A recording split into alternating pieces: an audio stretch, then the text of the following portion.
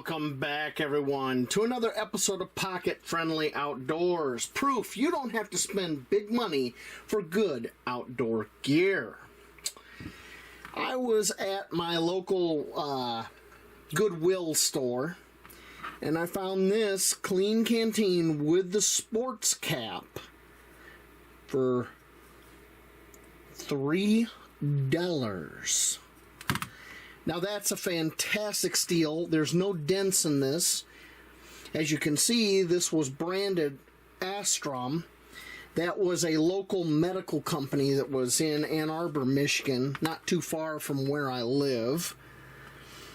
And as you can see, this is a 27-ounce bottle, 800 milliliter, and it's 18/8 stainless steel. Okay. That's probably 1103 is probably when it was manufactured. Now, I went to Clean Canteen site, and the cheapest you can get one of these bottles, just the bottle, is $19.95. The sports cap here, it has this pop off here. Oh, if I can get it to pop off, good Lord.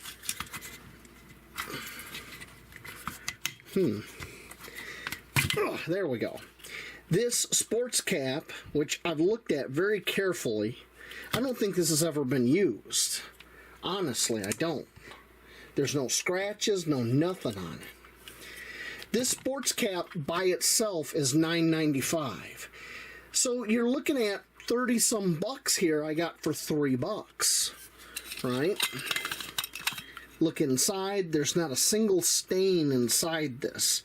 Now granted, I am going to clean this and disinfect this cap really well, just to be sure, but on first blush, it looks like nobody ever used this.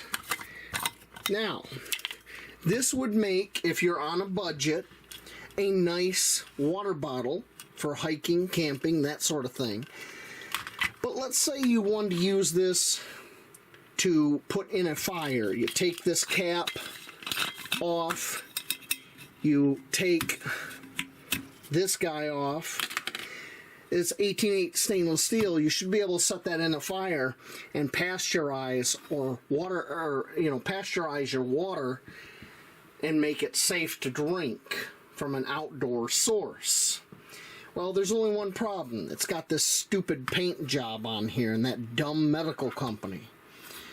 So I'm going to show you how we can strip this very easily, and it'll be bare stainless steel when we're done, and it won't cost you much of anything. So let's get started. What we're going to need to accomplish our goal in this, I use this citrus strip.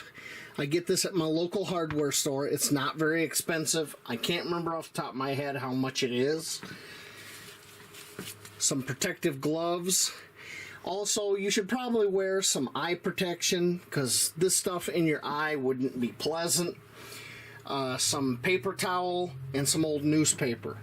So let's collect all our stuff. Let's go outside. Let's get this done. Alright, we're out here on my patio. I got some newsprint laid out. And I got my citrus stripper. And we're ready to go. Now, the reason we do this outside is if you overshoot, cleanup isn't an issue. This stuff is biodegradable. It's pretty safe compared to the strippers of old. I don't mean the kind you stick dollar bills in, folks. Okay, so first I'm going to get around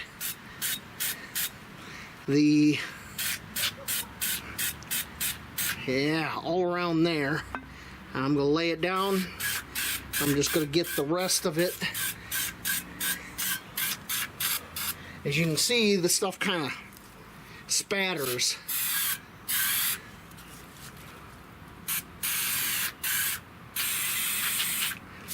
There we go. Now, the bottom side of this that's touching the newsprint, we'll have to redo that because probably enough stripper won't get on there to actually do anything. All right. So now that we got this on there a good amount, we're going to let this set for 30 minutes.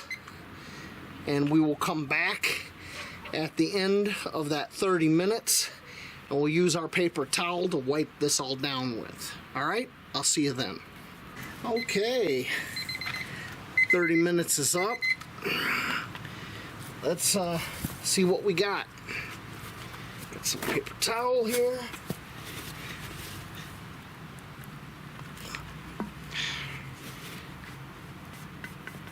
Ooh,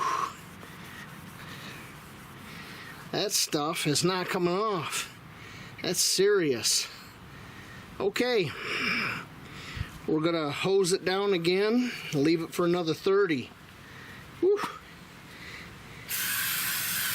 Usually I don't have to do this much to get the paint off. This stuff must be really tough.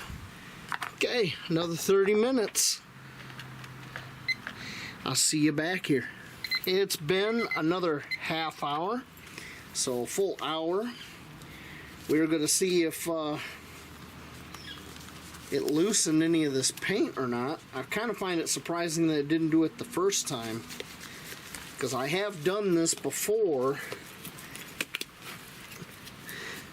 I brought a brush. Look at that. It's taking the Astrum logo off, but the white base paint, man, that stuff seems to be indestructible. All right, let me grab some paper towel here. I'm gonna wipe this down. Yeah, see that?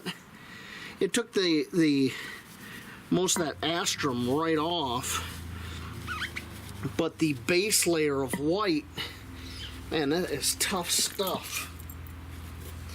So, since we're not having much luck with the stripper, which is unfortunate, we are going to go to method number 2. We're going to build a fire, and we're going to burn this stuff off.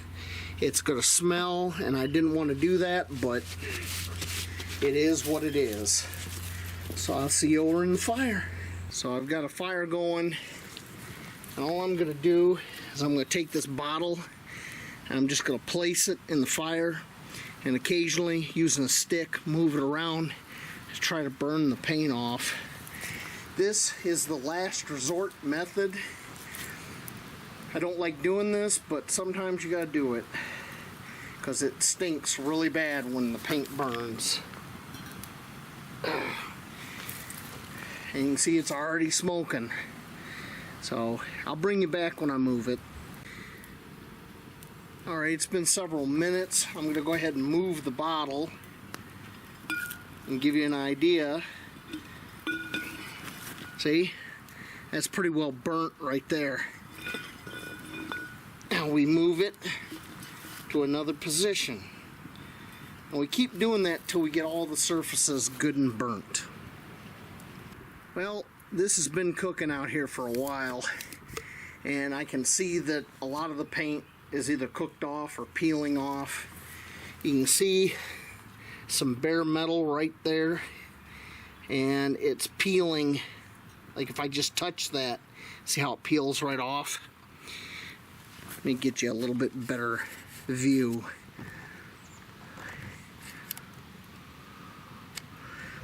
So right here is some bare metal.